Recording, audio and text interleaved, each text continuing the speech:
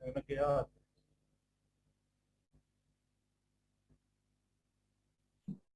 Hay que andar bien.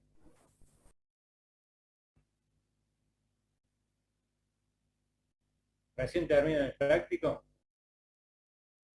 Sí, profe, hace un ratito. Bueno, ¿qué estuvieron viendo?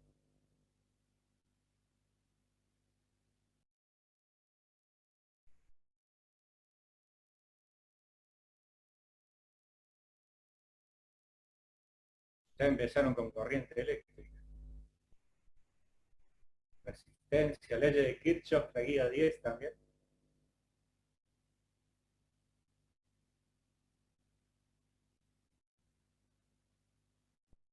Esas todavía no.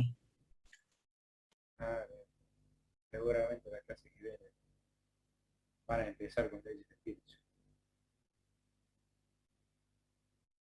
Yo por mi parte ya voy a grabar la clase cuando empiece. Están todas las clases menos unas, digamos. En el primer cuatrimestre grababan ustedes, yo no grababa. Y ahora cuando empezó el segundo cuatrimestre empecé a grabar porque empecé a trabajar con la PC. Y falta una que hay un alumno que me la pasó. Creo que es el 18 de agosto. ¿Puede ser? Y así que me la paso y quedé que la iba a bajar y colgarla en el drag también. Así que ahí la pueden ver. La van a poder ver, digamos. Y si por ahí se me pasa, háganme acordar.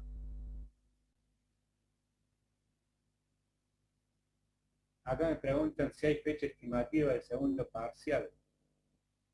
Creo que yo ya les adelanté que el parcial, el segundo parcial y el recuperatorio son los últimos días de clase.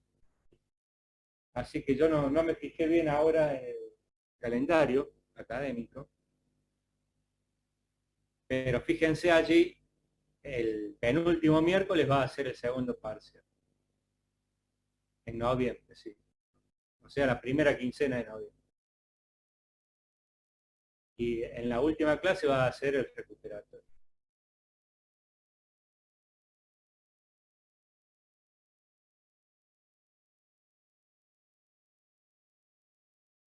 Hay un tema que les quería comentar para ir adelantando, porque en realidad hay que aprovechar también por el lado de la virtualidad la, las posibilidades que nos da. Hay un tema que viene después de lo que dejamos el miércoles pasado, que fue la bobina, ¿no? Y ya sé vos, deciste el perro. Anda para... voy a cerrar el puerto.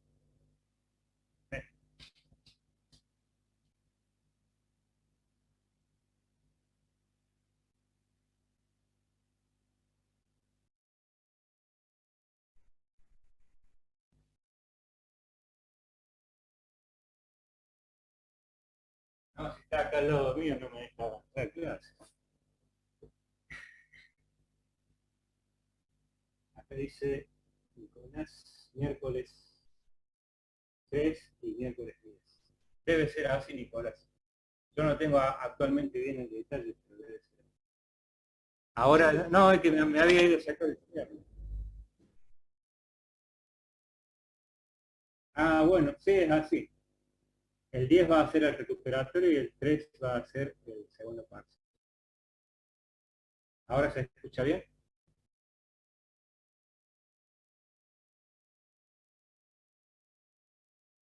Bueno, y les decía que habíamos dejado en la bobina infinita y la bobina toroidal. Calculamos el campo aplicando la ley de Ampère. Y después sigue la fuerza de Lorentz, torque sobre una espira también, interacciones entre corrientes eléctricas, interacciones dinámicas, fuerzas. Ese es un temita que yo lo tengo grabado de la semana del año pasado y yo les comparto en el Drive son dos videitos, uno de 45 minutos y otro de 6 minutos. Para que lo vean en estos días, suponte que darles un tiempo hasta el miércoles que viene, que lo vean, que lo lean, lo vean, mejor dicho. Traten de entender y de comprender ahí lo que explico, para adelantar un poco. Si no, nos vamos a atrasar y sería lo ideal que pudiéramos avanzar dentro del programa todo lo que se pueda, ¿no? Esta materia después es correlativa con instalaciones eléctricas y me gustaría llegar a darles corriente alterna, un pantallazo para que ustedes empiecen instalaciones eléctricas con más armas. Mejores argumentos para poder afrontar esa materia. Acá en Física 2, ustedes que siguen civil. Por allí el tema de telecomunicaciones y ondas, por allí no, digamos, no van a tener una materia que se llame telecomunicaciones. Entonces, por allí el tema de ondas, ecuaciones de Maxwell y óptica física, si bien entra dentro del programa, pero yo antes de llegar a esos temas prefiero darle corriente alterna para que puedan, como les decía recién, tener más argumentos cuando vayan a ver instalaciones eléctricas. Entonces, avancemos, pongan también ustedes un poco de su parte para poder llegar a cubrir esos requerimientos. Así que esto, como les digo, no va a ser menos de una hora. Es fuerza de Lorentz y torque sobre una espiga, así que eso se los dejo para que lo vean. Y cualquier duda que tengan, me consultan. Entonces hoy podemos seguir un poco más adelante del programa. Hoy vamos a ver interacción del campo eléctrico, del campo magnético con la materia. Y vamos a empezar a ver ley de Faraday. Y una vez que tengamos ley de Faraday, el miércoles que viene terminamos ley de Faraday. Y vemos algo de ferromagnetismo y ciclo de histéresis. Para entender un poco lo que son los circuitos magnéticos también. Hay circuitos eléctricos, también hay circuitos magnéticos. Entonces, después ya podríamos entrar en corriente alterna, que serán un par de clases. Y bueno, más vale que sobre y no que falte en cuanto a los desarrollos.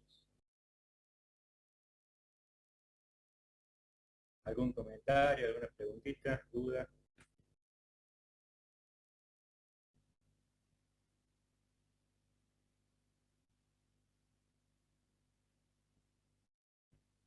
Bueno, arrancamos nomás.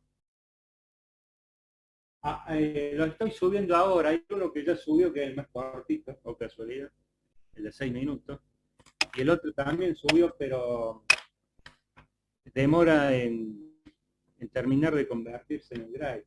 Viste que cuando vos subís un archivo al Drive, primero lo analiza. Acá dice Carlos, junto con la clase, ¿qué falta?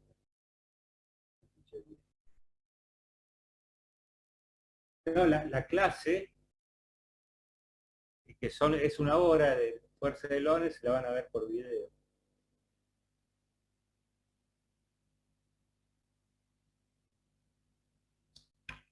Así que bueno, vamos a empezar hoy.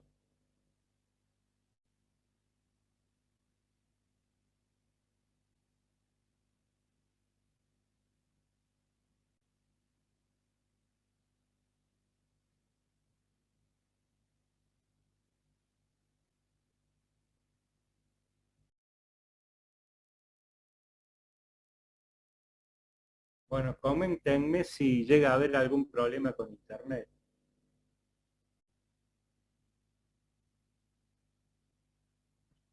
Esta mañana no andaba bien. Entonces vamos a poner acá de título interacción del campo magnético con la materia.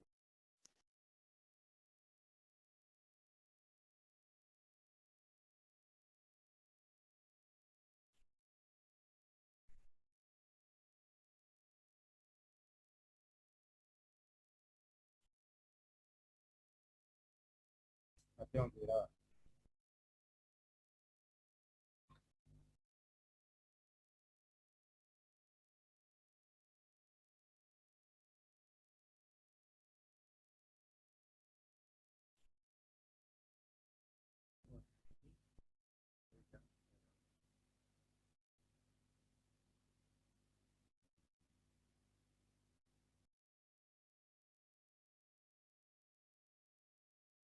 Sí, está grabado. Bueno,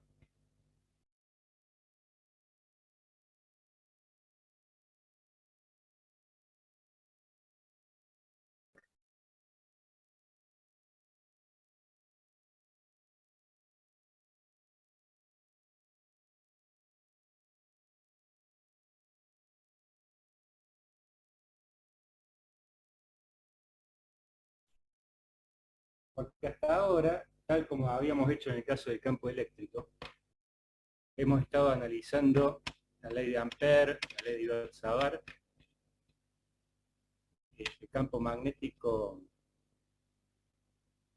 considerando que es un campo que no interactúa con la materia. Pero imagínense ustedes que después de lo que vimos con el campo eléctrico, ¿se acuerdan? Cuando hablamos del momento dipolar eléctrico, y hemos estado viendo que un dipolo eléctrico se orienta, ahí aparece una fuerza de torque, orientando el dipolo alineado con el campo eléctrico, y que esa, digamos, los dipolos elementales, tomando en cuenta átomos, moléculas, ejercieron una fuerte influencia sobre el campo eléctrico resultante. Y a partir de el reconocimiento de lo que es la ley del torque sobre una espira, que es lo que está en el video, lo último, cuando hay una espira de corriente, pongamos que este es un cable eléctrico cerrado sobre sí mismo, como un circuito, por el que circula una corriente I, y que esto, de alguna manera, está denotando un área S, como que es el contorno de la espira. El torque sobre una espira aparece y se desarrolla un torque mecánico, ¿no? Ustedes vieron en física 1. Aparece un torque sobre una espira tomando en cuenta la interacción de los elementos de corriente con el campo eléctrico, con el campo magnético, perdón. De tal manera que sobre la espira aparece un torque igual a I por S, producto vectorial con el campo magnético. Entonces, este S vector es un vector orientado de acuerdo a la regla de la mano derecha, de acuerdo al sentido de circulación de la corriente, en sentido derecho, o sea, para allá, perpendicular al área, supongamos que es un área plana, ¿no? Y entonces, si hay un campo magnético en el espacio, supongamos que el campo magnético circula así, aparece un torque que orienta la espira de corriente para que quede alineado S con B. Entonces, esto es algo que se puede experimentar, que es algo empírico y que va con la realidad. O sea que cuando uno entra a sospechar que dentro del material, hablando en términos atomistas o de las moléculas que conforman el material. Cuando dijimos que hay un núcleo con cargas eléctricas positivas que está fijo, que es la parte fija de la estructura del material, y hay una nube electrónica que no sabemos bien cómo, pero está en movimiento allí. Pongamos que está circulando, no pueden estar quietos. Entonces, uno entra a sospechar que estas corrientes, estas cargas negativas, deben a ser como una corriente eléctrica circulando y que eventualmente puedan conformar un momento dipolar magnético. Porque esto, y por ese, es el momento dipolar magnético de la esfera de corriente. Entonces uno empieza a sospechar que estas microcorrientes atómicas pueden estar interactuando con un momento dipolar magnético con un campo magnético exterior. Y que pueda haber también torque y pueda haber orientación. Entonces, eso fue lo que pasó con los dipolos eléctricos y el campo eléctrico. Entonces, ¿por qué no podría pasar acá también? Entonces, con ese marco de inquietud, podemos empezar a desarrollar a ver qué es lo que pasa. El final de la película vamos a ver que en realidad no pasa nada, no hay mucha injerencia, casi nula la interactividad entre la materia y el campo magnético, pero que hay materiales especiales en la naturaleza, tales como los materiales con componentes de hierro, que interactúan muy fuertemente con el campo magnético. Cuando digo muy fuertemente, es porque es algo grande, algo grosso. Entonces,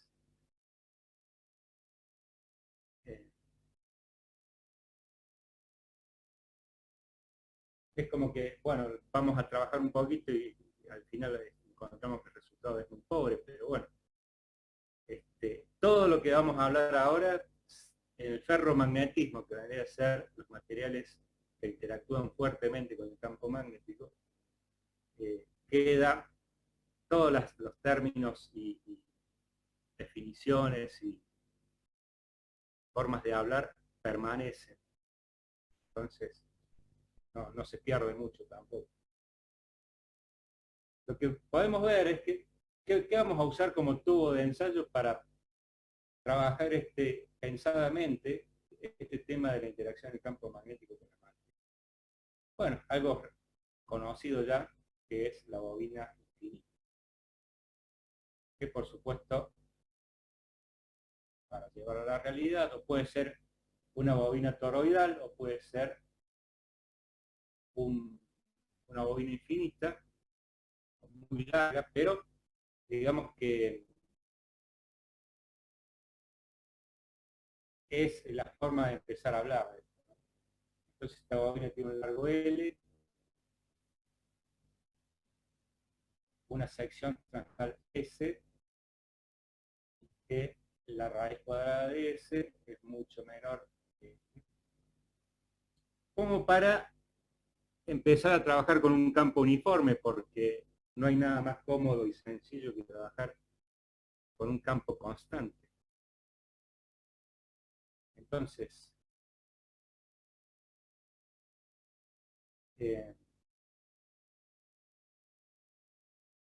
acá está la bobina, o sea que supongamos, es un núcleo de material que vamos a ensayar, cilíndrico, y que le vamos a enrollar la bobina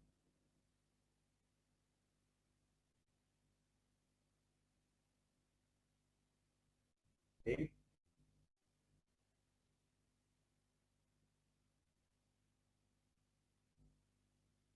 Y que por acá va a circular una corriente I, va a repetir n veces hasta que sale, y que por supuesto esta corriente ahí genera un campo magnético que nosotros ya estuvimos trabajando, que vale mu sub 0 por I por el número de vueltas sobre el largo de la bobina carga. Eso lo vimos en la clase pasada.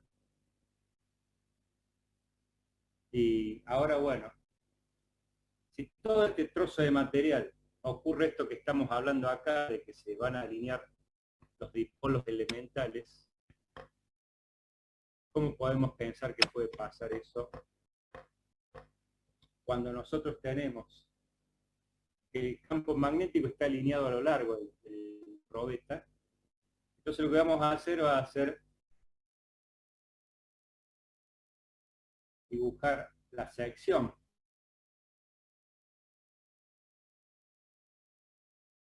que supongamos que el campo magnético es saliente, uniforme saliente, ¿sí? Este circulito es exageradamente, lo que estoy dibujando es un vector, ¿no? ¿Se acuerdan que cuando representamos vector saliente lo hacíamos así? Si es entrante así. Bueno, acá hay una exageración de dibujo, ¿no? Pero lo voy a borrar porque después va a confundir. Pero es las líneas de campo que están saliendo del pizarrón. ¿Sí? ¿Estamos de acuerdo con eso?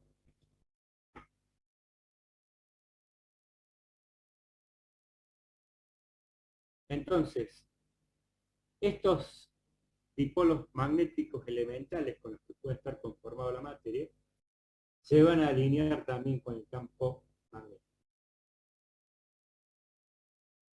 Acá también estoy dibujando en forma exagerada, pero le tenemos que dar algún límite a esto. Entonces, las corrientes eléctricas, si el campo es saliente del pizarrón, vemos acá que el alineamiento es tal que sigue la regla de la mano derecha. O sea que en estos microcircuitos la corriente va a circular así.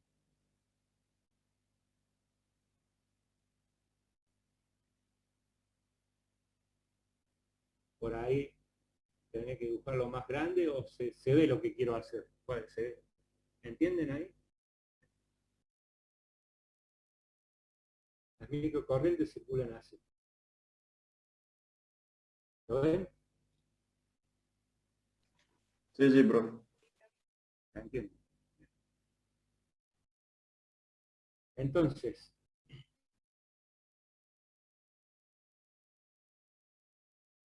fíjense que cuando uno se pone a mirar pensando, se va a dar cuenta acá que átomos vecinos, las corrientes están en sentidos contrarios.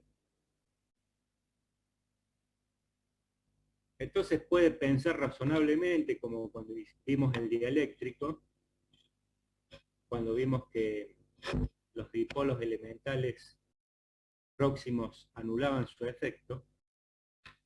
Acá también, por el efecto de uniformidad que hay también, hacia el interior no hay mayor consecuencia. Corriente corriente que viene pegadita al lado, surte un efecto nulo.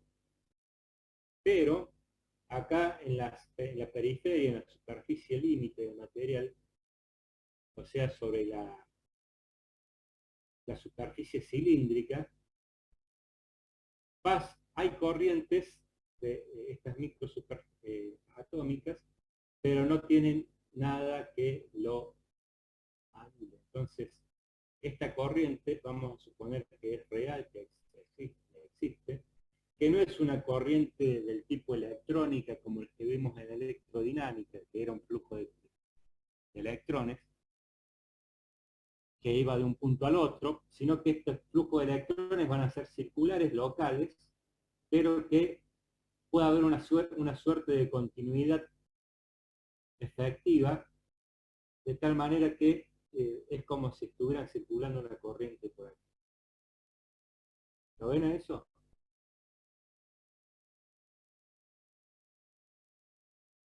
¿Se entiende? Sí, profe, se entiende. Por otro lado tenemos la corriente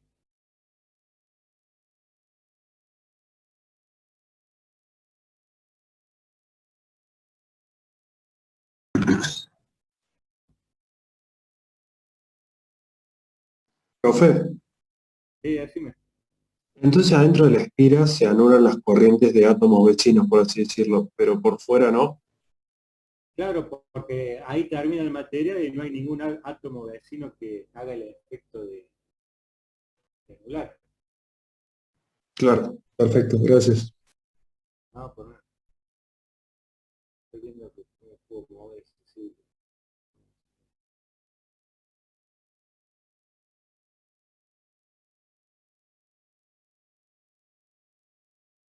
Este círculo más grande que dibujé es para recordar que además está circulando una corriente generadora de campo saliente que circula así, que es la corriente I, está circulando sobre todo el cilindro, el costado, n veces. Entonces no olvidar y que por lo visto, por, que debemos entender que esto es así, la corriente NI tiene el mismo sentido de circulación que la corriente superficial. Es una corriente superficial de origen dipolar magnético, por orientación de dipolos magnéticos. Entonces a esta corriente que está por acá, le vamos a poner un nombre, le vamos a decir que se llama I de magnetización, corriente de magnetización, y que para emparentarla con esta otra corriente sobre todo el cilindro, sobre todo la superficie cilíndrica, acá le vamos a poner también N por IM, suponiendo que también hay N vueltas, ficticias por supuesto. En realidad sería una sola vuelta sobre todo el perímetro cilindro, pero pongamos N por I por magnetización, entonces esta I es corriente de magnetización.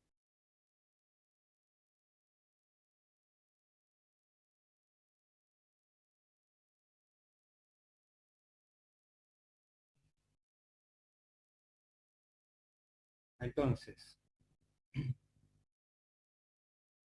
vamos a borrar de este lado.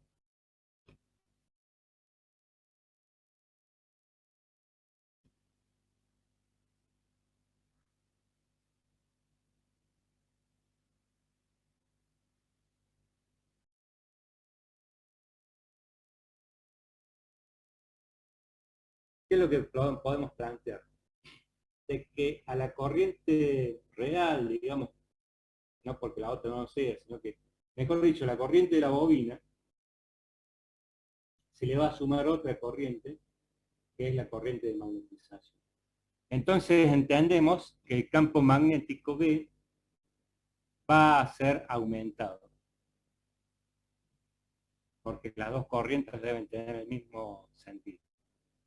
Entonces va a haber un campo resultante, este le llamemos P0 a este campo original.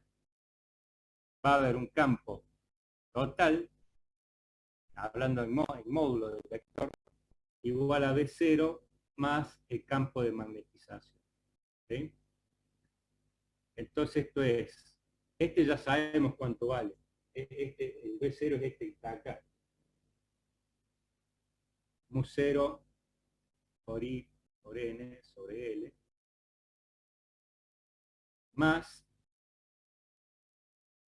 Mu0 por N por I de magnetización sobre el largo L, para hacer la correspondencia. El resultado que obtuvimos es genérico en la clase pasada, así que podemos aplicar la formulita también para esta corriente de magnetización. Y una cosa acá que hay que ver es que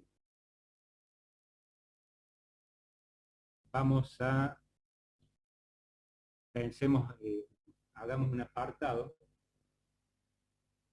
Vamos a hacer un apartado.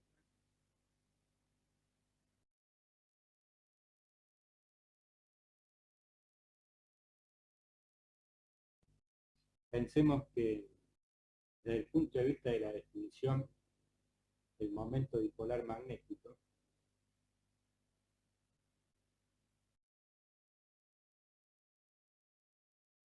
para una corriente I, esto es, dijimos recién, la corriente por la sección. No olvidemos por ahí un poquito el tema de las flechas de vector, porque estamos hablando siempre en la misma dirección, paralela al eje del cilindro. Entonces esto, cuando yo observo el cilindro, la corriente de magnetización, vamos a reemplazar acá y vamos a poner que hay una magnetización total igual a N por I sub M por S.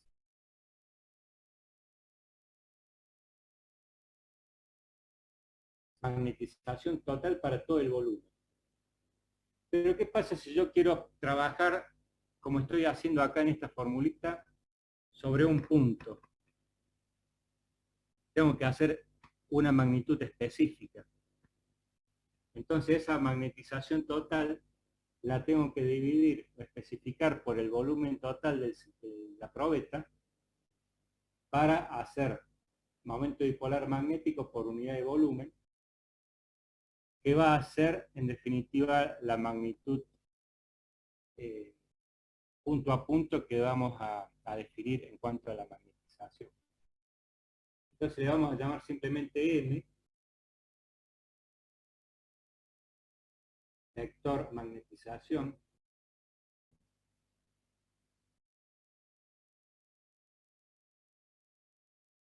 ¿sí? Entonces vamos acá voy a borrar un poquito por acá.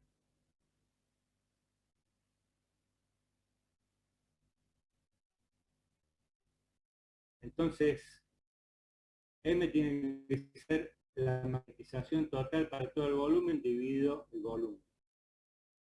Entonces esto me queda N por I de magnetización por S sobre S por L. Este se cancela con este porque es el mismo. Y fíjate que acá me queda I por IM sobre L, que acá está. Entonces puedo acomodar acá y decir que el campo magnético total va a ser igual a mu sub 0 N por I sobre L más mu sub 0 por la magnetización. Entonces esta es la magnitud que representa el fenómeno. Y nosotros lo que vamos a proponer va a ser que este fenómeno, que es la magnetización, en cada punto del espacio acá, porque al hacerlo específico ya estamos, si está distribuido uniformemente, es porque cada punto tiene esa cualidad.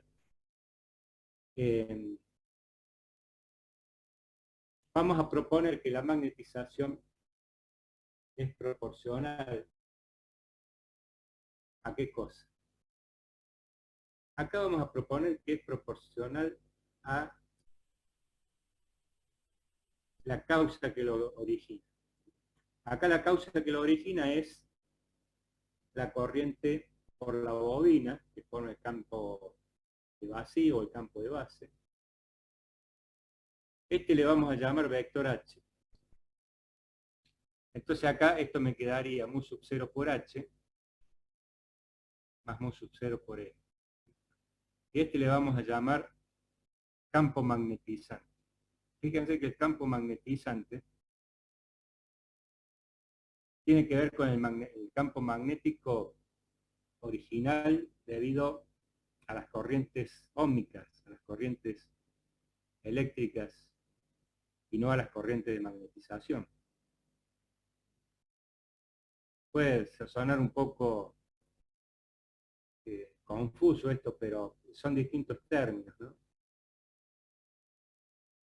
Campo magnetizante. Hay gente o hay libros que a ese H le llaman directamente campo magnético y a B le llaman campo de inducción magnética. Son gustos. Llamarle a B campo de inducción magnética va a tener que ver cuando veamos la ley de Faraday, que ese es el campo que induce corrientes eléctricas. Entonces lo que vamos a proponer es que M es proporcional a H. O sea, si H es la causa que genera la magnetización, es proporcional a través de una constante, G sub M, esta letra griega G. ¿Se acuerdan cuando vimos dieléctricos hablábamos de G sub E? Que era la permeabilidad, perdón, la susceptibilidad eléctrica. Bueno, acá G sub M va a ser la susceptibilidad magnética del material. Acá, digamos, la propuesta es que es un fenómeno proporcional, ¿no? A medida que esto aumenta proporcionalmente a través de esta constante. Siempre nosotros buscamos la más fácil de decir, bueno, si hay alguna relación funcional entre dos magnitudes causa-efecto, y lo más probable es que sea una relación lineal, en este caso a través de una constante. Entonces, reemplazamos acá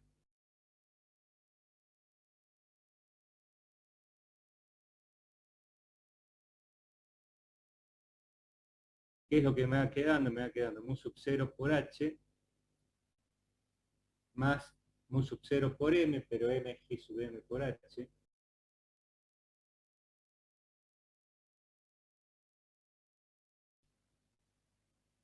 Entonces esto me queda mu sub 0 por 1 más G sub M por H. ¿Me vienen siguiendo? ¿Se entiende? ¿Alguna pregunta?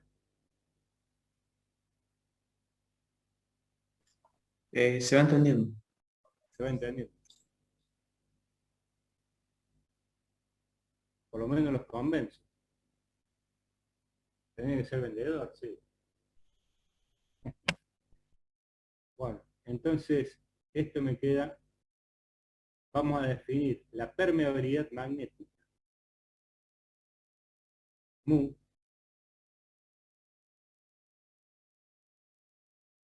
el material. Entonces me queda mu por H. Hay un comentario en el chat. Bueno, gracias. Mu por H.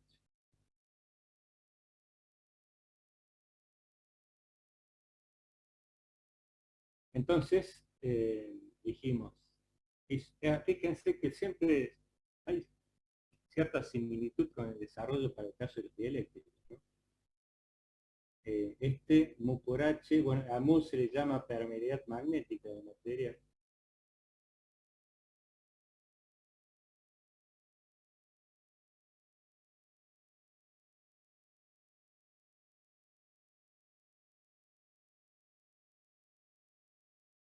Vamos a borrar esto así.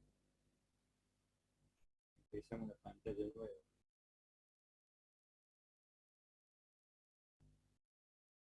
Entonces, el campo magnético me va a quedar mu por H. Mu dijimos permeabilidad magnética. Fíjense que si no hubiera material, o fuera vacío, mejor dicho, si es vacío, no hay material, no hay magnetización.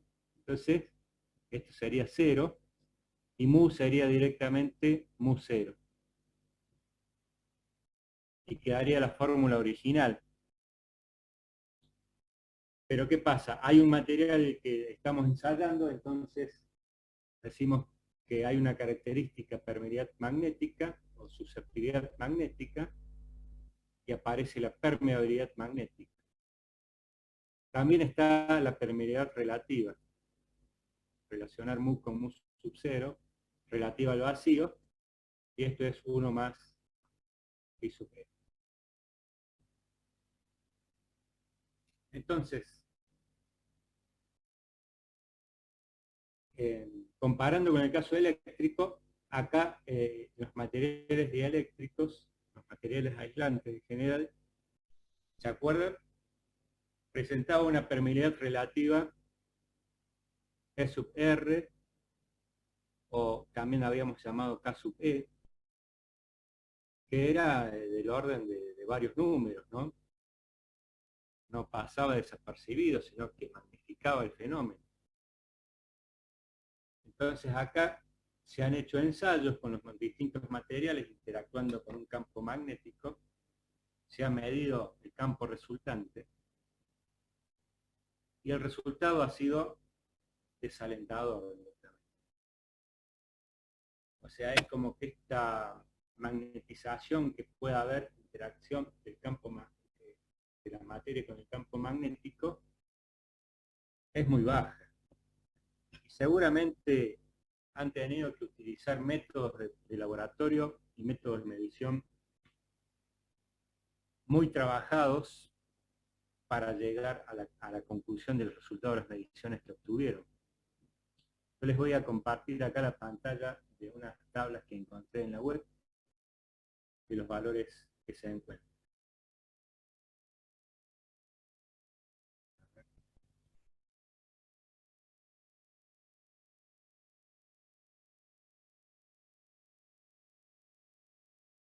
Acá.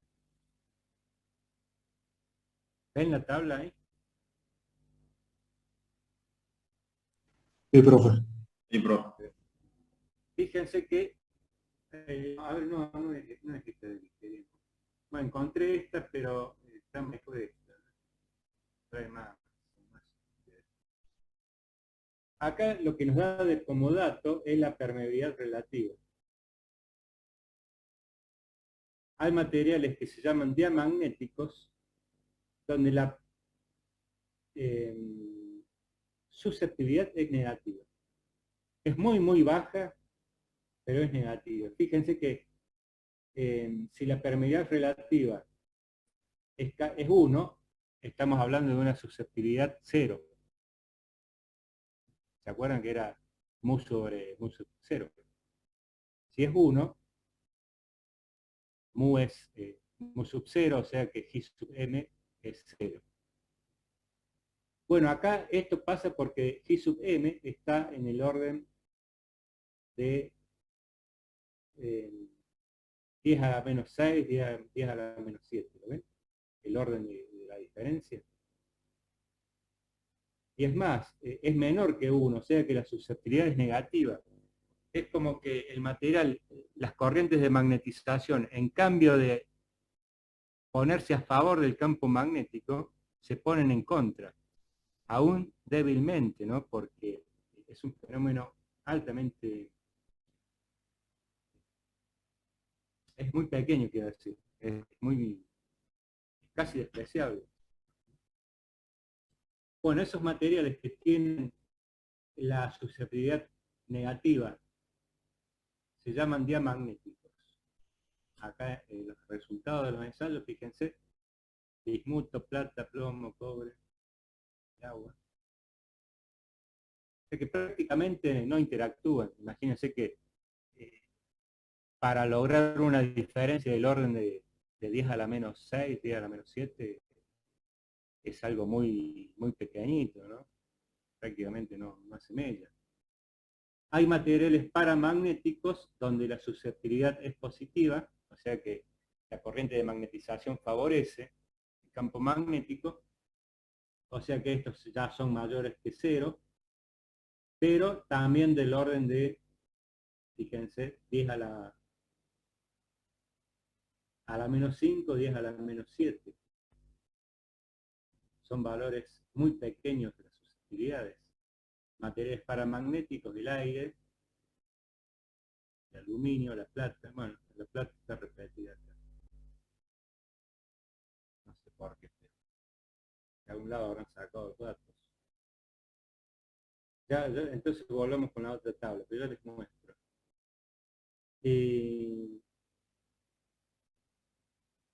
Los materiales, pero hay materiales que están fuertemente vinculados con el magnetismo, las piezas de hierro fundamentalmente, que el fenómeno de magnetización es superlativo. Fíjense que acá hay materiales, el cobalto y el níquel, por ejemplo, son ferromagnéticos. Aumentan el fenómeno 250 veces, 600 veces para el caso del níquel. Acero dulce 2000, hierro con impurezas 5000. Mientras más puro es el hierro, mejor, más alto es la permeabilidad relativa. Hierro al silicio, que son los hierros que se utilizan en transformadores, 7000, pero me consta que hay valores de 10.000 o 15.000 para hierro silicio grano orientado que se usan en transformadores de potencia.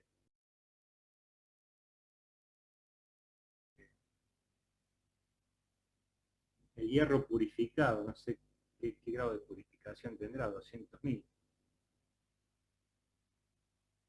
Materiales altamente interactuantes con el campo magnético. La razón de todo esto es porque en realidad hay que buscarla por el lado de la mecánica cuántica, física cuántica. El error está en el modelo que propusimos al principio de creer que las corrientes eléctricas de los electrones alrededor del núcleo podían asemejarse a corrientes eléctricas. Ese fue el error fundamental. La verdad es que el magnetismo está presente en las partículas elementales, sean los electrones o sean los protones y los neutrones, que son partículas elementales que además de tener masa, carga eléctrica, tienen también una magnitud que se llama n veces el magnetón. Hay un magnetón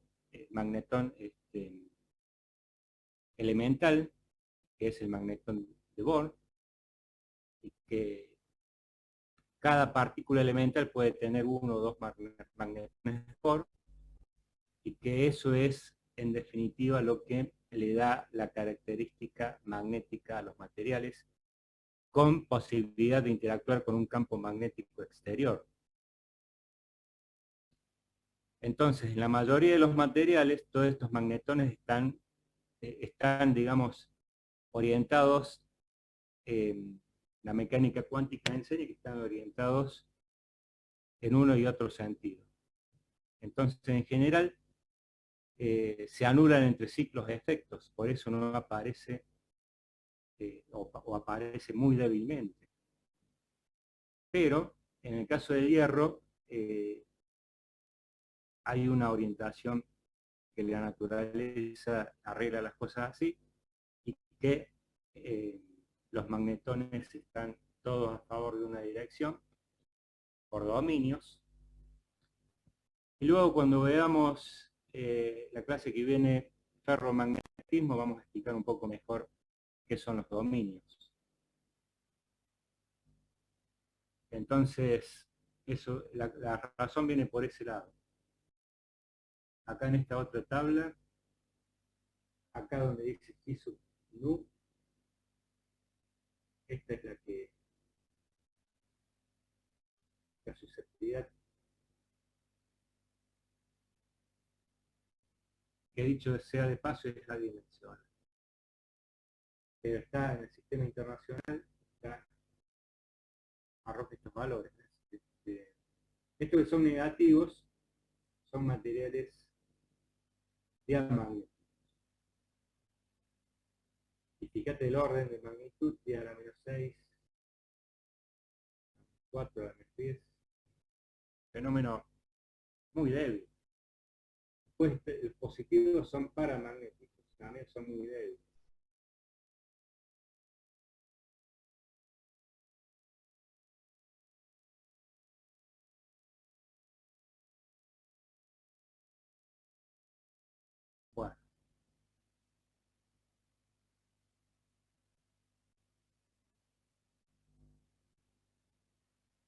Eso es lo que pasa.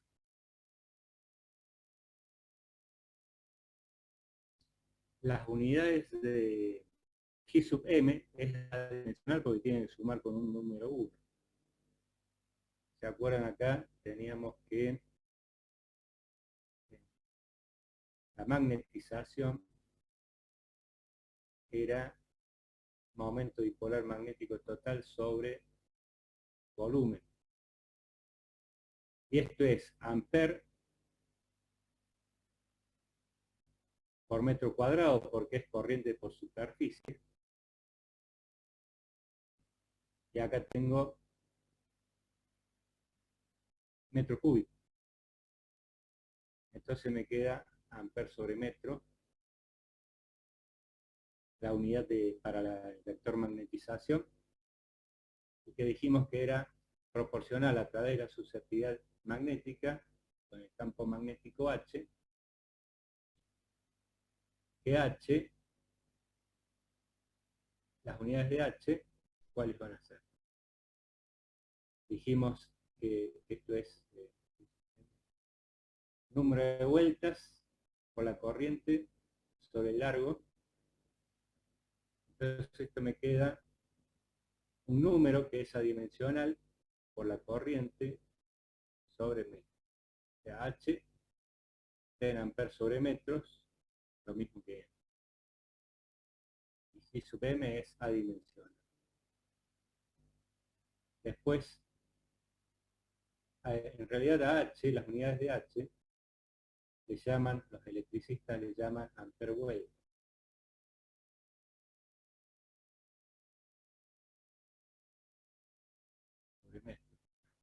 ¿Por qué? Porque H viene de un número de vueltas de la bobina por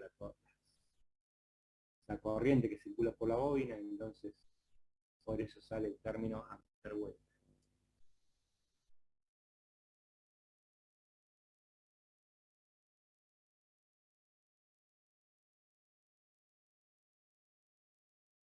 Bueno, ¿venimos bien hasta ahí?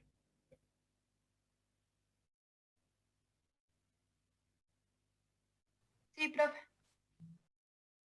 Perfecto. Ahora vamos a seguir avanzando entonces con el programa y vamos a ver la inducción eléctrica. Vamos a borrar acá.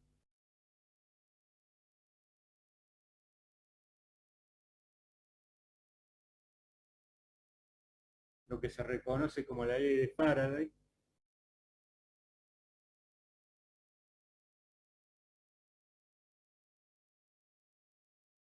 O la inducción eléctrica.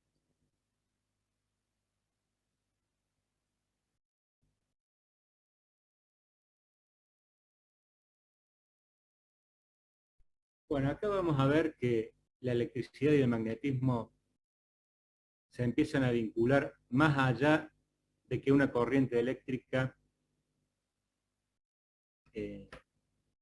genera campo magnético a su alrededor. Porque, digamos, nosotros en principio planteamos el campo eléctrico, electrostático hablamos, el campo magnetostático. Cuando vimos las corrientes eléctricas, la electrodinámica, dijimos, bueno, tomamos un cable y hay un campo eléctrico dentro del cable que nosotros planteamos fenómenos estacionarios, independientes del tiempo, entonces el campo es constante, o el voltaje o la diferencia de potencial es constante para el circuito, y ahora cuando empezamos a ver magnetismo vimos que circulaban campos magnéticos alrededor del cable, y que estos campos también son estáticos.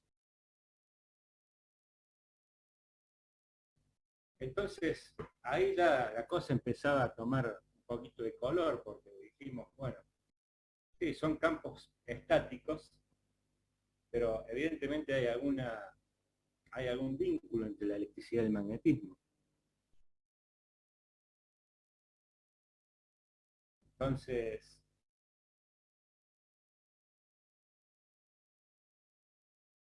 ese vínculo se afianzó mucho más a través de la ley de Faraday, y después se va a afianzar mucho más cuando a la ley de Ampère se le agrega otro término que tiene que ver con el campo eléctrico. Pero esos fenómenos ocurren cuando los campos eléctricos y magnéticos varían en el tiempo. O sea, ahora que vamos a ver la ley de Faraday, es una cosa. El vínculo aparece directo. Pero cuando veamos las ecuaciones de Maxwell, la ley de Ampère que trabajamos en la clase pasada,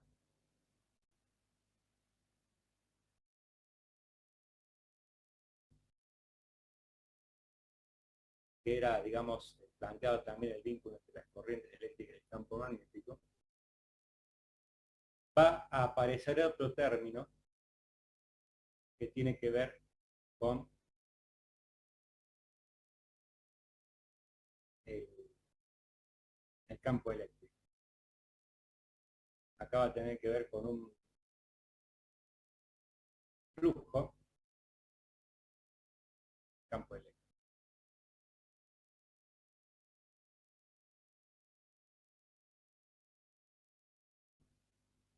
Y ahí, en este caso, esta última ecuación que acabo de escribir, es cuando el campo eléctrico y el campo magnético dependen del tiempo y están absolutamente acoplados, y ahí es cuando aparece que se trata del mismo fenómeno. Esto después lo vamos a ir trabajando más adelante, pero la ley de Faraday aparece el vínculo cuando hay variaciones temporales entre el campo eléctrico y el campo magnético, parecido a este, pero visto de otra forma. Invierten el rol las operaciones estas integrales. ¿Qué dice la ley de Faraday? Bueno, la ley de Faraday fue una ley física que se fue generando por las experiencias. Así como la ley de Gauss-Savart, la fuerza de Lorentz, la ley de Faraday fue una casualidad o no, pero se descubrió que campos magnéticos variables, si había una espira por ahí cerca, digamos que en principio no tenía ninguna pila conectada que le hiciera circular corriente, aparecía una corriente, justamente. Como que la variación del campo magnético te generaba una corriente eléctrica. O sea, fíjense cómo se vincula con el hecho de que una corriente eléctrica genera un campo magnético. Entonces el otro lado de la moneda también está. Nada más que acá tienen que ser variables los fenómenos, y ahora vamos a pasar a describir de qué se trata.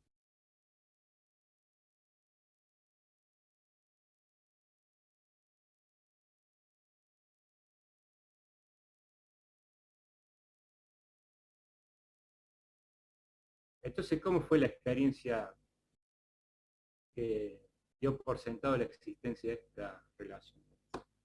Supongo que tenemos un imán.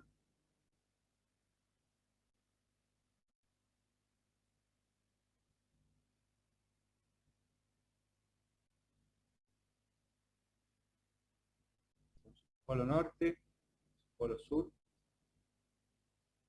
y que aparece entonces el campo magnético,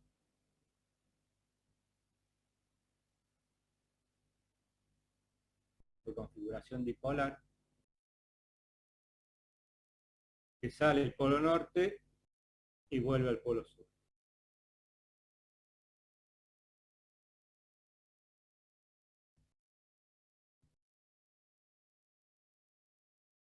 Entonces, supongamos que por otro lado tenemos una espira que es ni más ni menos que un conductor de corriente, de cobre, de aluminio, por allí cerquita, cerrado. y le coloco ahí un amperímetro para poder detectar corrientes eléctricas conectado ahí en serie. Entonces, como no hay ninguna pila, ninguna batería conectada en ese circuito cerrado, es de esperar que no pase nada, que no circule ninguna corriente. Pero eso ocurría, ¿no? La corriente cero, cuando todo esto estaba en condiciones estáticas, tanto el imán como la espira estaban quietos, pero se dieron cuenta, Faraday fundamentalmente, que al mover la espira cerca del imán, aparecía la corriente eléctrica. Entonces, esto, ¿se dan cuenta? Esta espira, yo dibujé acá en el plano, pero puede estar, digamos, seguramente vista en perspectiva, así, ¿no? No es que esté en el plano del imán, ¿no?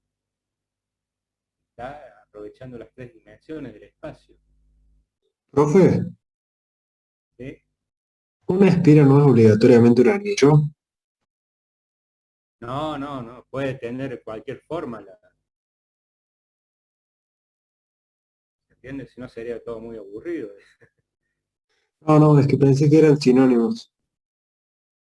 No, a espira en general se le llama espira en la jerga de los electricistas a una vuelta de bobina cuando están haciendo un bobinado.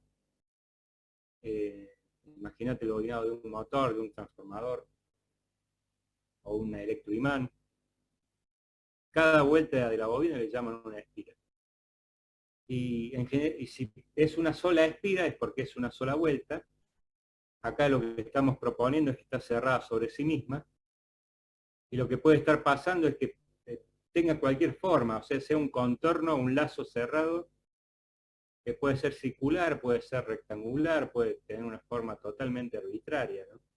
Curva, por supuesto, curva. Es un lazo cerrado.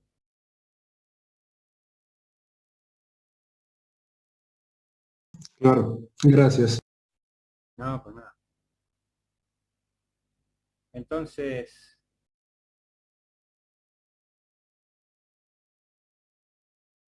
¿de qué estamos hablando? De que cuando yo muevo esto, aparece el fenómeno de que por el amperímetro empieza a circular una corriente distinta de cero.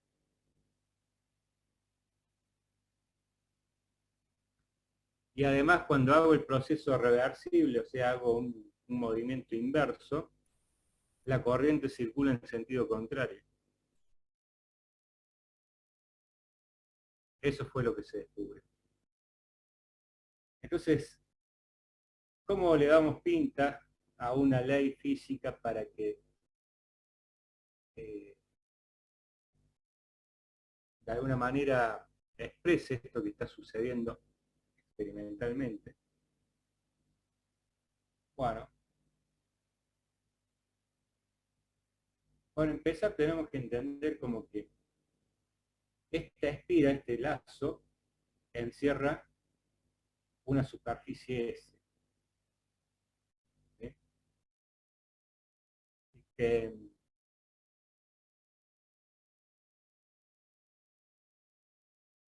sospechamos que lo que está pasando con el fenómeno este que se manifiesta es que lo que tiene que ver acá es la variación del flujo de campo magnético sobre la superficie S. Entonces, la propuesta es hacer lo siguiente. Como acá está circulando corriente y sabemos que, por ley de Ohm, la corriente es Fm sobre resistencia del cable en este caso, la causa de la corriente que estamos viendo acá, observando, es justamente la existencia de una Fm. Entonces, sobre lo que vamos a trabajar va a ser sobre la Fm. Le vamos a llamar Fm inducida, es sub I, que va a ser igual. Bueno, acá vemos que depende de las variaciones temporales. Entonces acá tiene que haber una derivada temporal. Una derivada con respecto al tiempo tiene que haber. Y que además, ¿qué es lo que vamos a derivar acá? Vamos a derivar el flujo del campo magnético.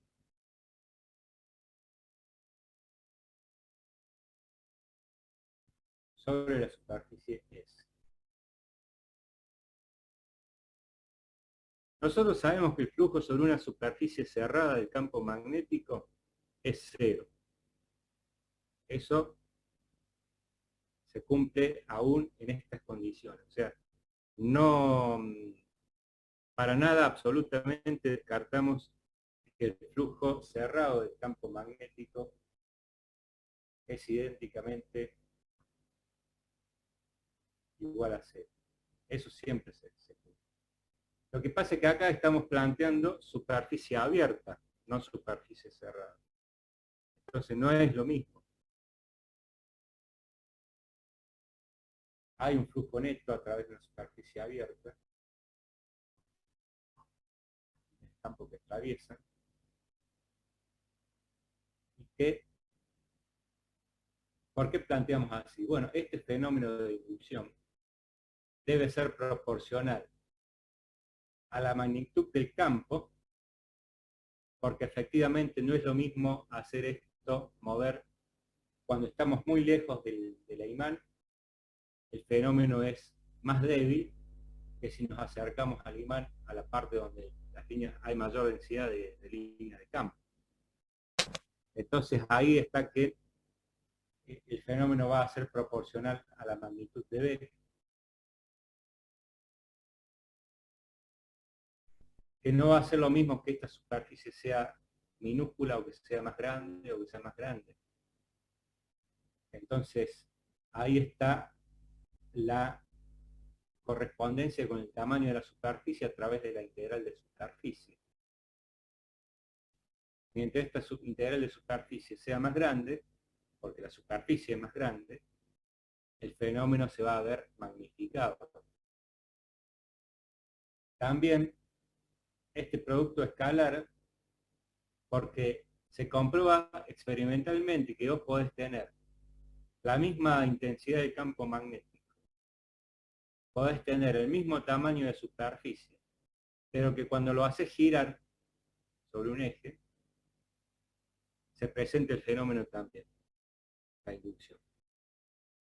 Entonces, quiere decir que si, fíjate que si el vector S, representativo de la superficie, se cambia la orientación con el vector campo magnético, es porque hay una variación que se va a traducir acá a través de el producto escalar. Porque esto es, ¿lo ven a eso?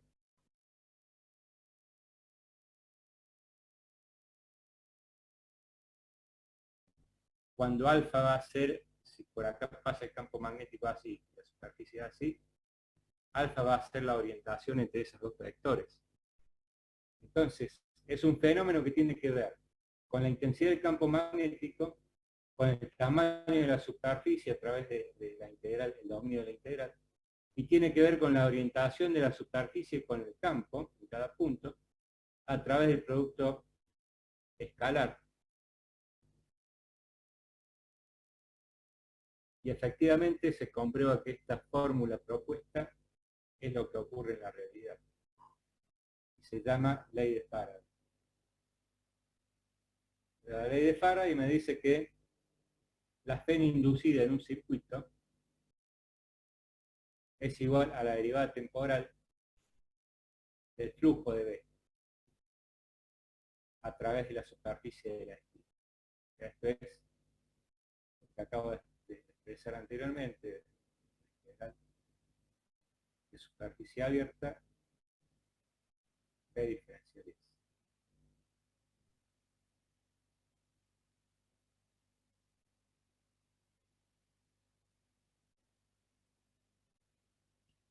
Profe, Es bueno, sí, decime. ¿qué sentido tendrá la corriente que se genera? A eso vamos, ahí voy. Ah, ok. Fíjense que lo que más sentido tiene es expresar una fórmula de validez general. Y esto que acabamos de escribir acá es la fórmula de validez general del fenómeno este de la inducción eléctrica. Y ahí bien, como decía el alumno, hay que ver si la corriente eléctrica puede tener cualquier sentido aleatorio o tiene un sentido definido. ¿Qué piensan ustedes que debe ocurrir?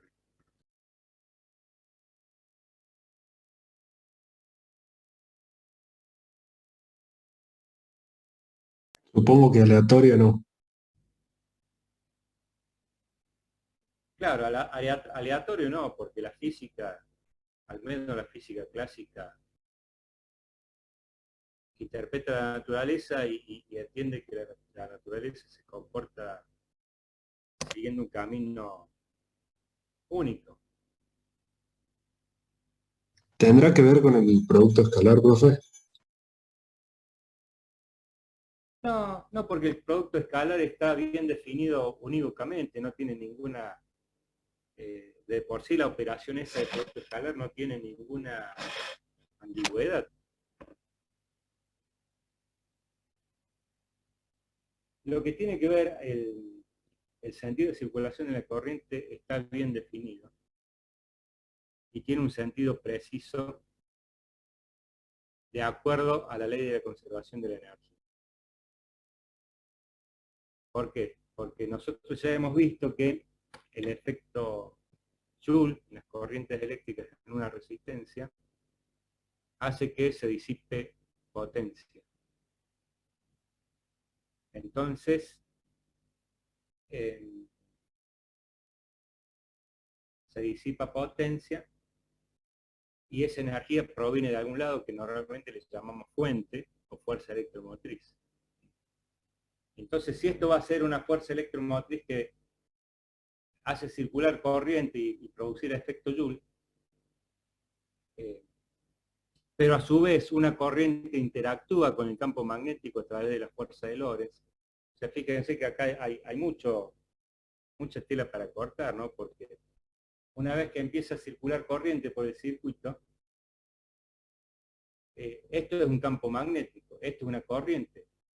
Va a aparecer la fuerza de Lorentz, la fuerza de un campo magnético sobre una corriente eléctrica, y va a haber un efecto dinámico, una fuerza. Si hay fuerza, si hay desplazamiento, hay trabajo. Entonces, el vínculo que hay energético entre ese trabajo magnético y el efecto Joule, que viene de una corriente eléctrica circulando en un sentido preciso, y la fuerza no va a tener ambigüedad. Entonces la fuerza lo que va a hacer trabajar con signo contrario, mejor dicho, va a hacer trabajar para que haya alguna forma de intercambio de energía que justifique el efecto Joule. Entonces eso lo vamos a ver en un ratito cuando veamos un generador elemental. Pero ese efecto de que la corriente eléctrica está bien definida se simboliza en esta formulita agregándole un signo menos. Y esta modificación de agregarle un signo menos se debe a Lenz. Entonces le llaman, cuando está completa así, ley de Faraday-Lenz.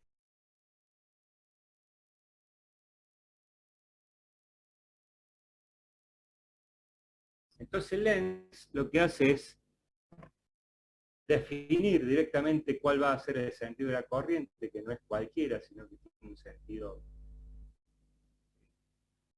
Lo que Lenz, digamos, hay un versito que dice: la fe inducida se opone a la causa que los genera. Y eso de oponerse a la causa de que lo genera está expresado por ese signo menos. Y ese signo menos no es un signo matemático en el sentido de que puedo trabajar algebraicamente, estrictamente matemática, sino que tiene un sentido físico ese signo menos. Por eso está ahí, porque si no, allí no aparecería.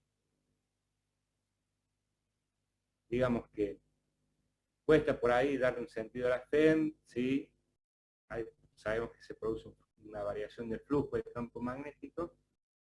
Por ahí es más fácil entenderlo por el lado de los módulos y olvidarse del signo. Pero cuando hay que especificar el sentido de la corriente, hay que tomar esa ley física que dice que la corriente se va a oponer a la causa que la genera, corriente inducida. Entonces, ahí es cuando se aplica implícitamente el signo menos.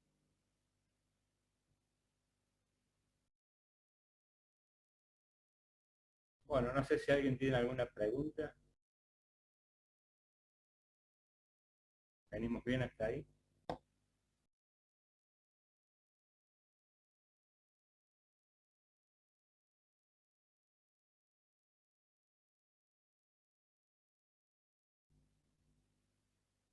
Sí, profe, todo bien.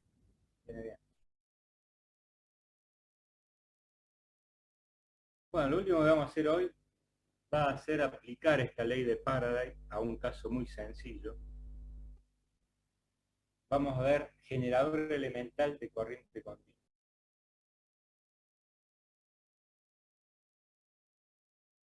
Le hace una dínamo, le hace la dínamo de la bicicleta, la dínamo del auto, pero más elemental todavía, porque esos elementos que yo le acabo de mencionar funcionan como un motor o una máquina rotativa. Lo que vamos a proponer ahora es una máquina lineal, algo muy, muy teórico esto, ¿no? Pero que, digamos, la conclusión es taxativa, es definitoria. Se puede construir, uno se pone, la pila lo hace, y va a encontrar los resultados que vamos a llegar.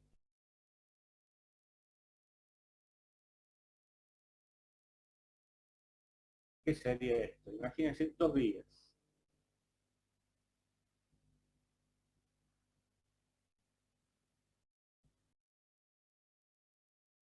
O sea, ¿dos vías serían dos rieles o es una vía dos rieles? ¿Qué piensan?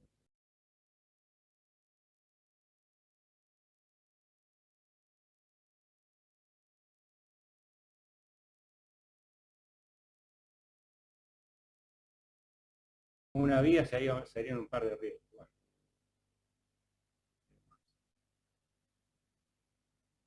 Y que acá va a haber un carrito que se está desplazando por la vía, que más que un carrito es una barra conductora eléctrica.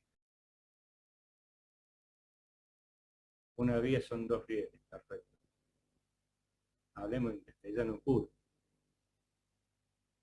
Entonces, supongo que las vías también son conductoras eléctricas. Esta barra que se desplaza también, que se desplaza con una velocidad p, de izquierda a derecha, y que esto vendría a ser como unos bornes de conexión. Unos bornes AB, como si fuera la batería, porque lo que vamos a plantear es de que hay un campo magnético en el espacio perpendicular al pizarrón, que lo que va a hacer esto va a ser cortar líneas de campo. Ya nos referimos a cortar líneas de campo, es provocar variación del flujo del campo magnético. Entonces AB vamos a conectar acá una resistencia. O sea que este es un circuito elemental, ¿no?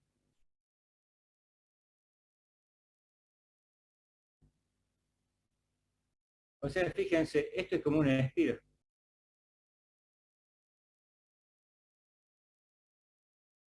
De sección S. Y que hay un campo magnético, supongamos que es entrante al pizarrón, todo el espacio uniforme.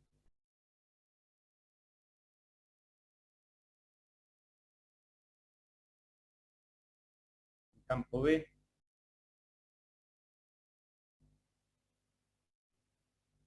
Constante.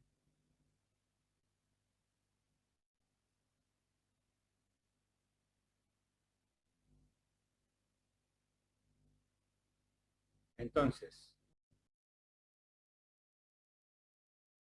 fíjense que si esto viene viajando así, y esta es la sección S de una espiral, la sección S está aumentando. O sea, podemos llegar a generar tensiones y corrientes inducidas por aumento de la sección S. Cuando planteamos recién en módulo, planteamos lo que es la ley de Faraday, dijimos que la tensión inducida es proporcional a la derivada temporal del flujo del campo magnético sobre la sección S. Entonces acá el campo magnético no está cambiando. La sección S, para hacer la integral de superficie, sí está cambiando. El producto escalar este, el coseno de alfa, está cambiando.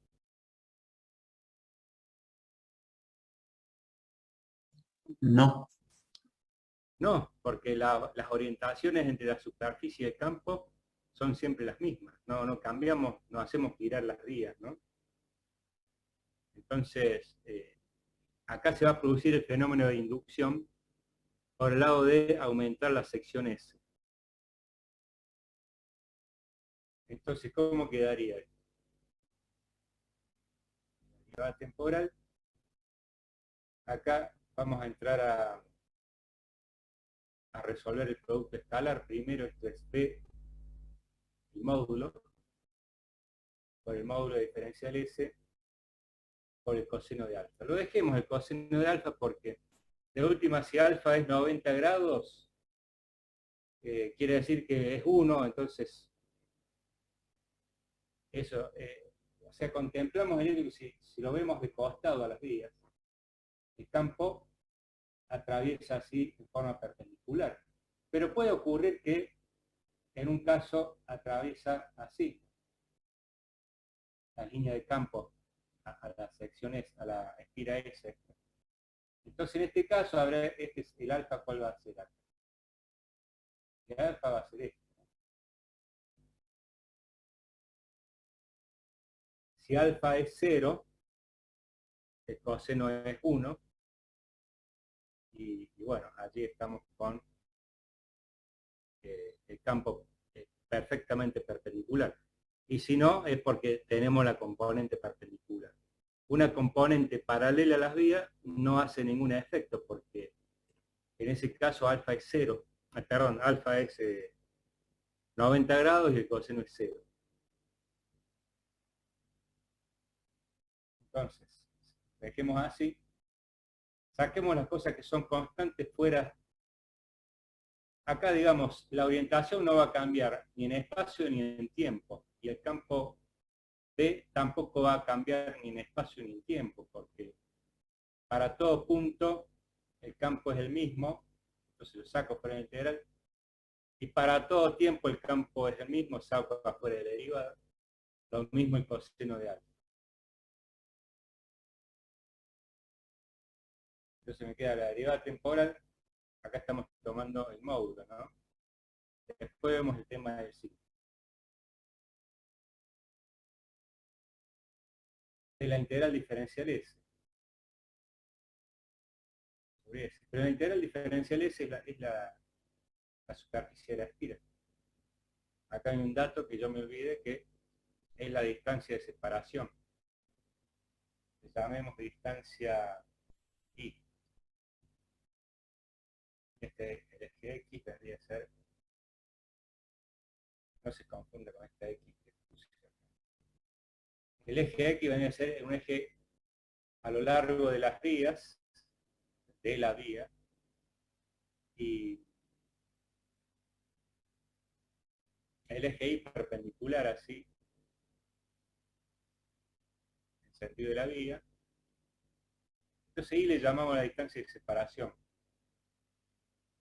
Y la sección S, ¿a qué va a ser igual? Ahí por la coordenada en X.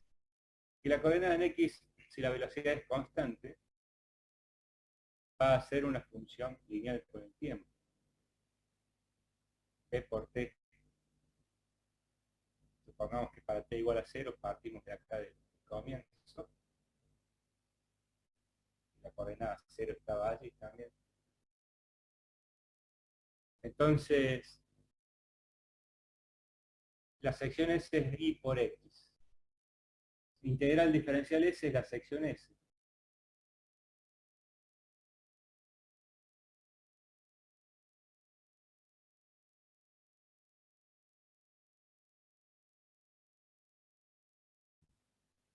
Y B son constantes en el tiempo, salen afuera y me queda entonces P coseno de alfa por I por la velocidad. Está bien, esta derivada me queda I por B. Me queda una FEN, una fuerza electromotriz constante,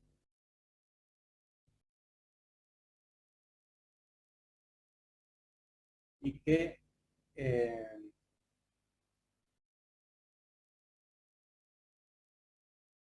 lo que uno reconoce como una corriente continua. Deben un minuto, ahí vuelvo. Para un ratito la grabación.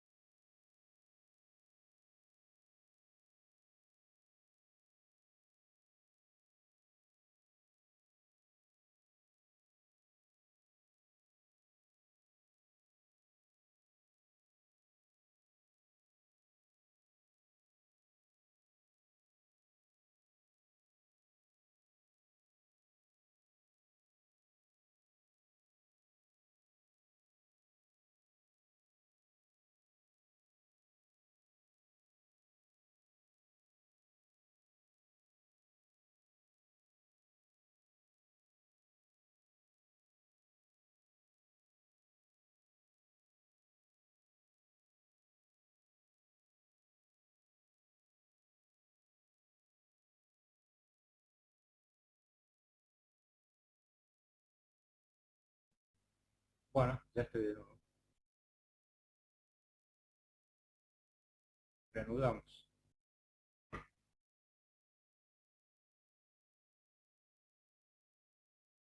Fíjense que la FEN entonces hace que esto no dependa del tiempo, sea una constante. Si B es constante, la orientación es constante, el campo es constante. La posibilidad de variación que pueda haber en la práctica, más que nada, es cambiando la velocidad, ¿no?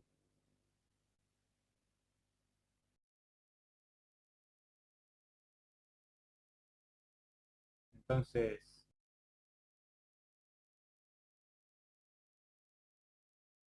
pero dijimos que es constante. Ahora bien, nos preguntamos entonces cuál va a ser el sentido de circulación. Vamos a borrar un poquito esto.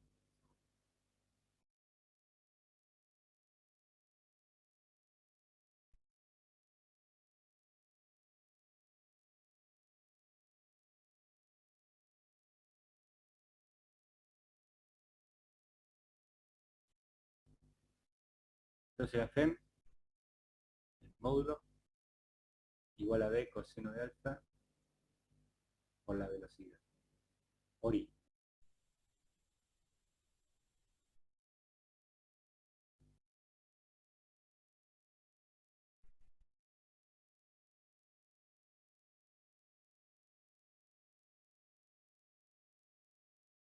Ahora bien, la FEM va a hacer circular la corriente por acá. ¿Pero cómo va a circular? ¿Así? ¿O así? ¿En cuál sentido se irá a circular la corriente? No es aleatorio y tiene sentido físico.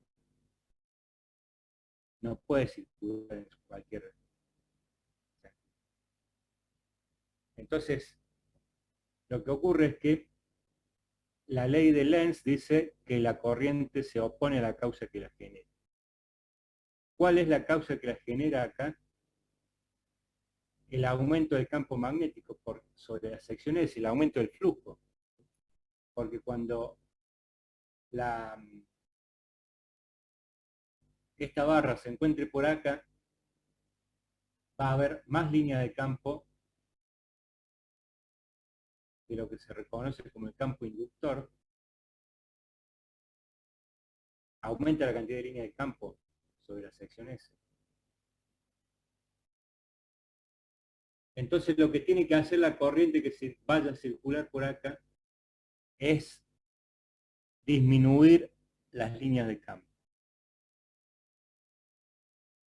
O sea que el campo inducido, el campo magnético inducido por la corriente inducida, no nos olvidemos que una corriente eléctrica genera campo magnético. En particular, la corriente que vaya a circular por acá tiene que disminuir las corrientes, la línea de campo. Este debería ser el campo inductor entrante y el campo inducido tiene dentro de la sección S tiene que ser saliente. Como ya sabemos que la corriente, las líneas de campo circulan generadas por una corriente encierra en el conductor,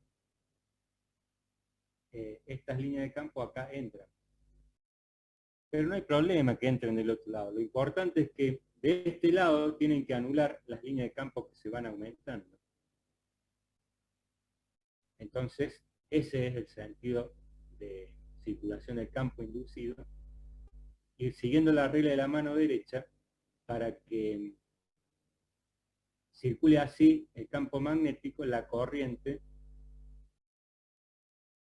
tiene que circular de abajo hacia arriba. Para que circulando así la corriente, el sentido del tirabuzón me dé unas líneas de campo que circulan así. Y que acá, al salir acá, se oponen al agregado de línea de campo inductor por ensanchamiento de la superficie S. ¿Lo ven a eso?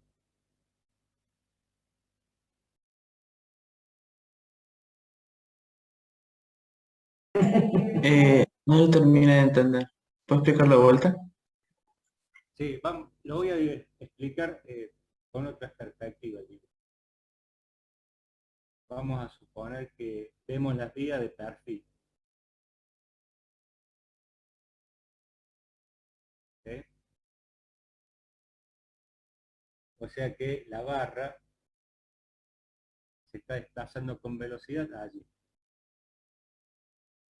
¿Sí? Entonces, supongamos que el campo magnético es perpendicular a las vías. Este es lo que yo llamaba recién campo inductor, porque es el campo de base. Cuando empieza a como esto va para allá, para la sección S, de la espira esta, van aumentando la cantidad de línea de campo, ¿lo ves?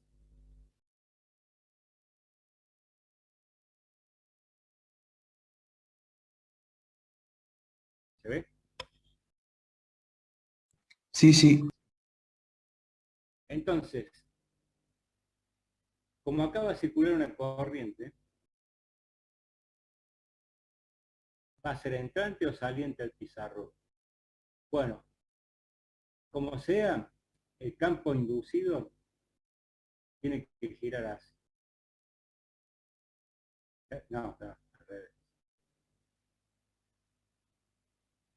Uh,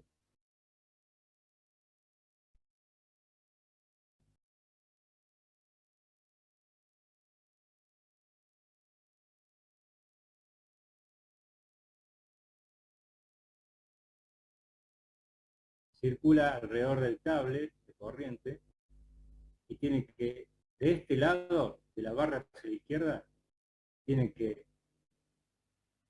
tirar una línea de campo que disminuya o aminore las líneas de campo que se van sumando. Entonces, si esto gira así,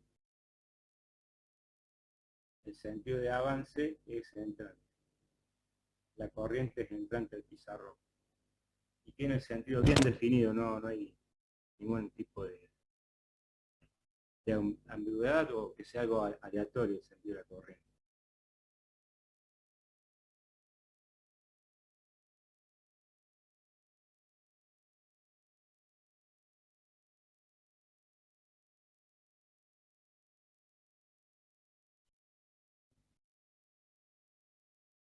Bueno, o sea que si la corriente acá circula así, por acá circula así, viene así, y acá este vendría a ser, para la resistencia, este vendría a ser el borne positivo, porque es de donde viene la corriente, y este es el borne negativo. Acá hay una caída de tensión opuesta a la FEM, en la resistencia, y la corriente entonces circula así. ¿Lo ven a eso?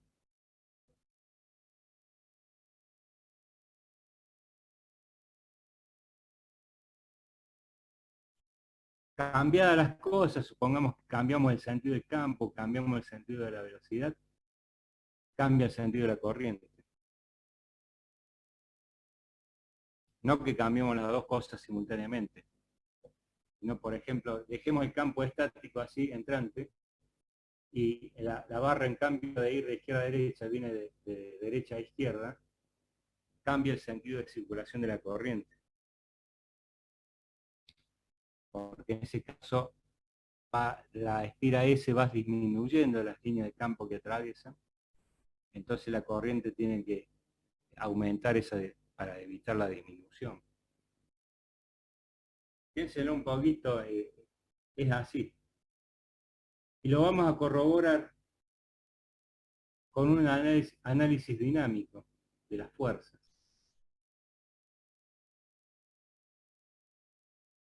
Le vamos a borrar acá. Análisis dinámico, vamos a poner como un subtítulo.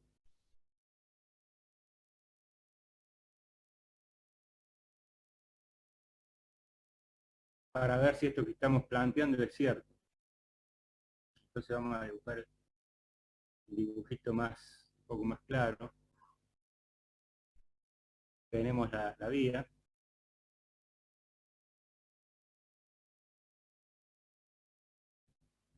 Tenemos la distancia ahí. Uf, más claro, ¿viste?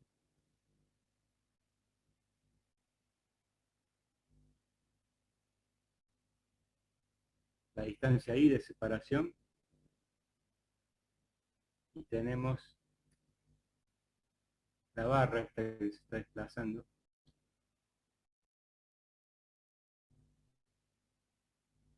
Para allá.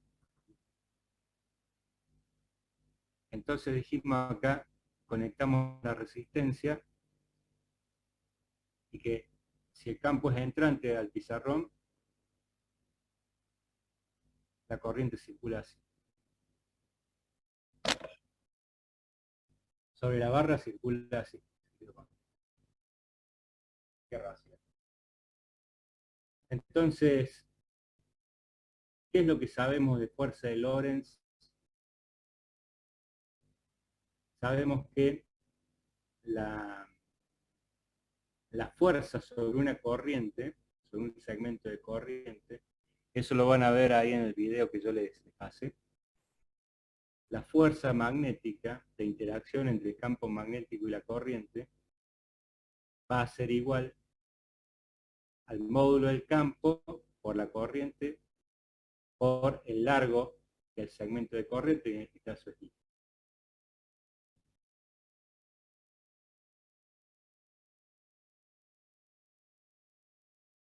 Cuando sabemos que el trabajo mecánico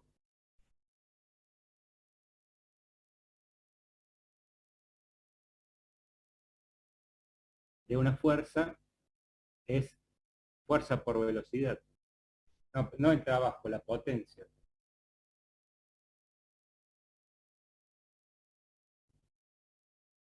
La potencia mecánica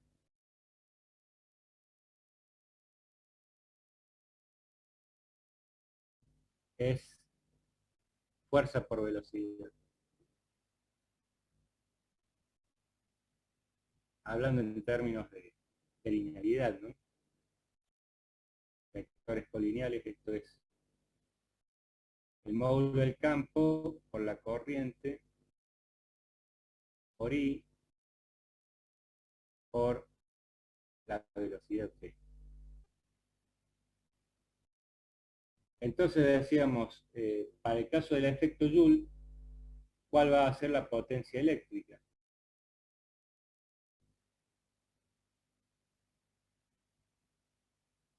Acá quizás ahí les aclaro un poquito lo que decía hace un rato.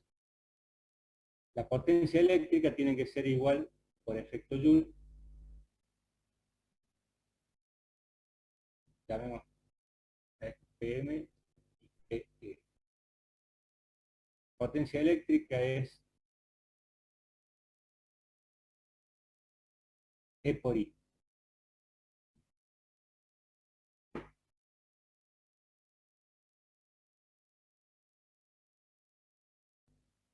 Cuando E recién vimos que es E por I por la velocidad. O sea, son iguales.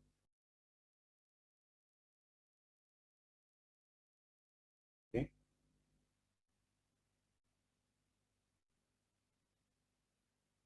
La potencia mecánica es igual a la potencia eléctrica y el sentido de circulación es para... Ahora vamos al punto, porque esto es fundamental en lo que hace a la transferencia de la energía. La potencia mecánica, el trabajo mecánico, ¿qué sentido tiene? La fuerza de Lorentz lo que me dice es que si la corriente circula así, el campo magnético entrante quiere decir que aparece una fuerza. Esto lo van a ver en el video. La fuerza es igual al valor de la corriente por el largo, producto vectorial con el campo magnético. El largo del segmento de corriente para el caso que la corriente sea un segmento. En este caso L es I. Vamos para llevarlo al ejemplo que estamos viendo. L es I. Esta dirección. Entonces, este producto vectorial, la orientación de I sigue el sentido de la corriente en la fuerza esta entre campo magnético y corriente. Entonces, el I acá está direccionado así.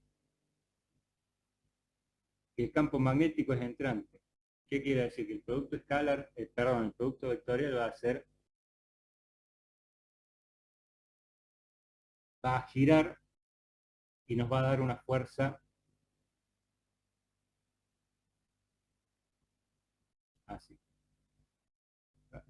Vamos a girar un poquito.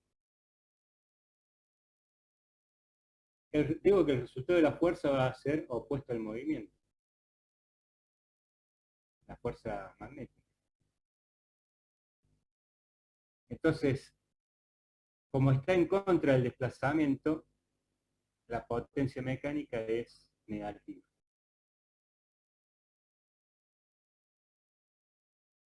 Pero ¿qué pasa? Esta es la potencia mecánica de la fuerza magnética.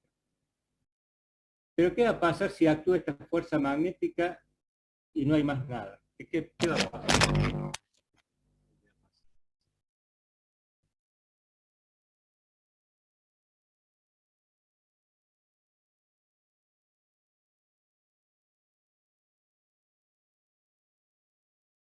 Si la fuerza se opone al desplazamiento.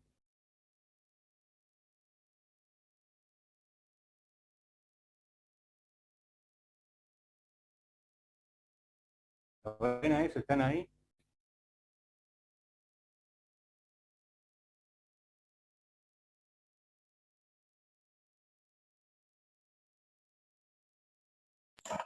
¿Puedes repetir la pregunta? No, no la escuché.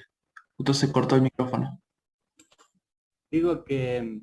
¿se cortó el micrófono mío? Sí, se escuchó como un ruido raro y le tapó la pregunta. Pero en general viene saliendo bien la transmisión o se corta y Sí, no se sí. entiende nada. No, sí, sí, sí. Hasta ahora va bien. Solamente fue un segundo. No, digo que la fuerza magnética, por lo que vemos acá del producto vectorial, se opone al movimiento. ¿Qué va a pasar entonces?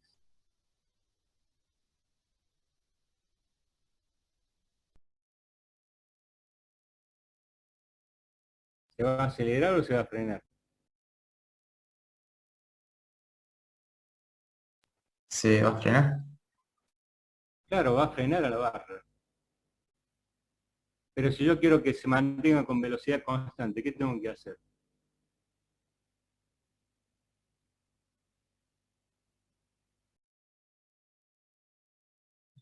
Agregar una fuerza que vaya en el sentido de la velocidad. Claro, agregar una fuerza exterior, empujar la barra con una fuerza exterior exactamente opuesta a la fuerza magnética para que la equilibre, que mantenga el movimiento, porque si no anula la fuerza magnética, va a frenar la barra. Entonces la potencia mecánica en realidad es la potencia mecánica exterior.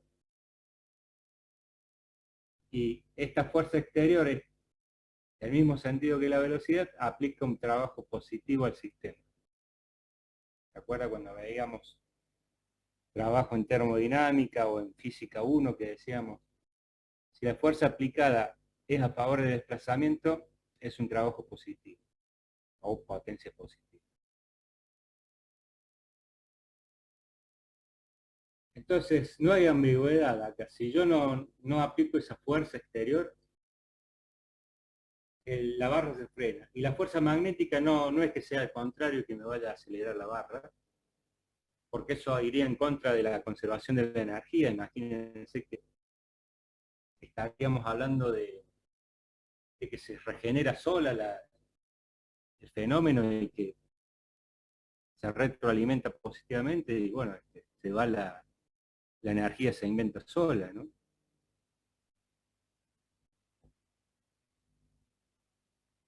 Entonces, es así. Es el único sentido que puede tener lógico el sentido de circulación de la corriente eléctrica. O sea que si yo quiero tener un dínamo, ya sea del auto, de la bicicleta, o un generador de corriente continua, y que está suministrando energía a o potencia eléctrica a una resistencia, a una carga, le tengo que ejercer una fuerza exterior motriz para mantener el movimiento. Entonces piensen ustedes en un grupo electrógeno. Yo necesito una máquina motriz que mantenga el movimiento del generador. La energía eléctrica que se consume por conectar una resistencia o una carga allí, no viene gratis, sino que necesito otras fuentes de energía que hagan su aporte para la transformación de la energía. ¿Lo ven a eso? Llámese motor de explosión, llámese turbina hidráulica, una turbina a vapor.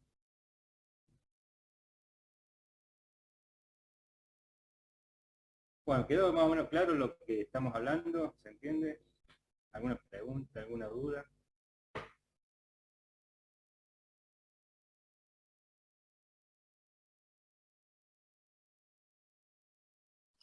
Creo que se entendió el principio. Bueno, vamos a dejar por acá entonces. Corto la grabación ahora.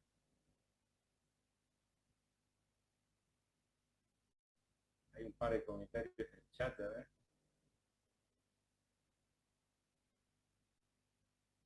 Quedó bueno. Bueno, cualquier duda me preguntan en el chat. Y les vuelvo a recalcar que vean ese videíto hasta el miércoles que viene. Cualquier duda me pregunten. El miércoles que viene vamos a ver ciclo de estéresis y vamos a ver circuito con bobinas.